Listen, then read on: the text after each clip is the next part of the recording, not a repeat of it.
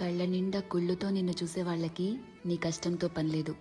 మనసు నిండా ప్రేమతో నిన్ను చూసే వాళ్ళకి నీ లోపాలతో పనిలేదు. కడుపు నిండా ద్వేషంతో నిన్ను చూసే వాళ్ళకి నీ మంచితనంతో పనిలేదు. గుండె నిండా అభిమానంతో నిన్ను చూసే వాళ్ళకి నీ తప్పొప్పులతో పనిలేదు.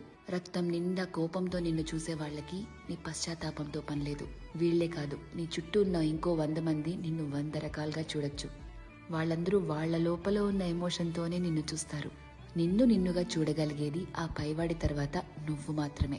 ఎప్పుడైతే నువ్వు నీలో ఉన్న తప్పులు ఒప్పులు, మంచి చెడు, నీలో కోపాలు, నువ్వు చేసే మోసాలు, నీలో మార్పులు, నువ్వు పడే పశ్చాత్తాపాలు, నీ చుట్టూ బాధ్యతలు, నీ ఆశలు, వాటికై నీ కష్టాలు, దేవుడిచ్చిన లోపాలు, నీ ప్రయత్నాలు, ఇలా ఎదుటి వాళ్ళని జడ్జ్ చేయడానికి మనం వెతుకుతూ ఉంటామే, వాటన్నిటి ద్వారా నిన్ను నువ్వు చూసుకోగలిగితే ఎలా అన్బయాస్డ్ గా, లాయర్లా కాదు జడ్జి లాగా, అప్పుడు నువ్వేంటో నీకు అర్థమవుతుంది కదా.